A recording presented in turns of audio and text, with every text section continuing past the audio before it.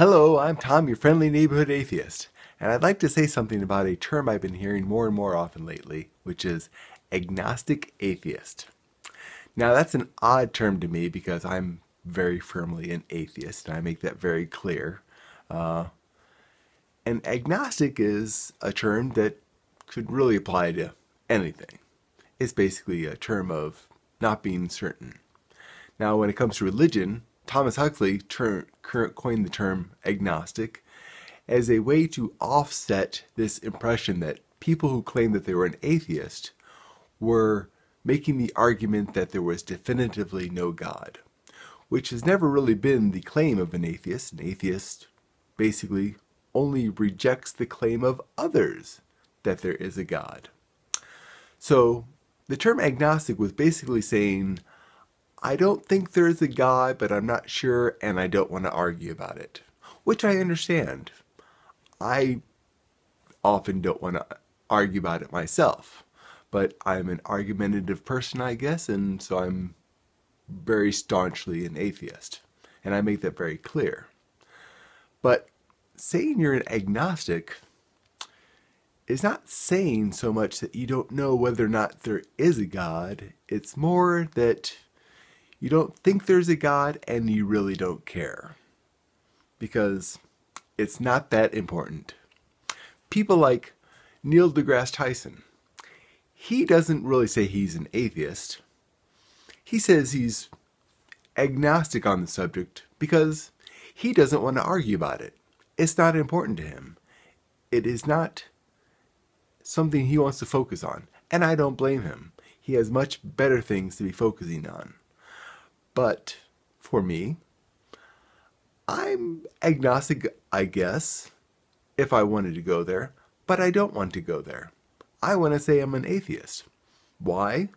Because while I do not make the claim that there is no God, because I don't know whether or not there is a God, I do stand very firmly in the fact that all the known gods, all the Greek gods and Roman gods and Egyptian gods and Hindu gods and Christian gods and Hebrew gods and Muslim gods, they do not exist.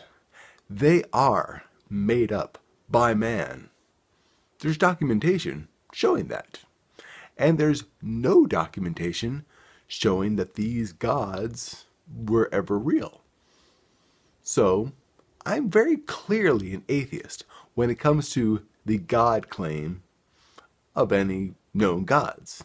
Anyone says that they know God, I call them a liar, because they don't know God. They may think they know God, but it's all in their head.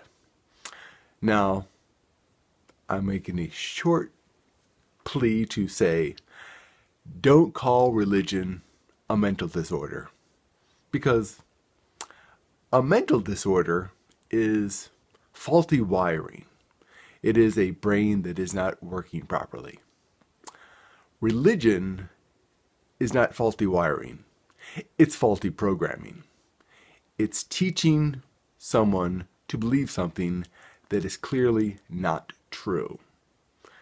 Even if you believe it's true, there's no reason to believe it is true. So believing it, despite the fact that there's no reason to believe it, is bad programming. So religion, or being religious, is not a mental disorder. In fact, we're kind of wired to be religious. But just because we're wired to be religious doesn't mean there's a reason to be religious. And there certainly is no reason to believe there is a literal God. Anyways, I'm Tom, your friendly neighborhood atheist, not agnostic. And yes, those are Christmas stockings. Merry Christmas. I'm not afraid to say that. And remember, keep Chris in Christmas. That's Chris, as in Kris Kringle. It is a pagan holiday, you know. Winter solstice.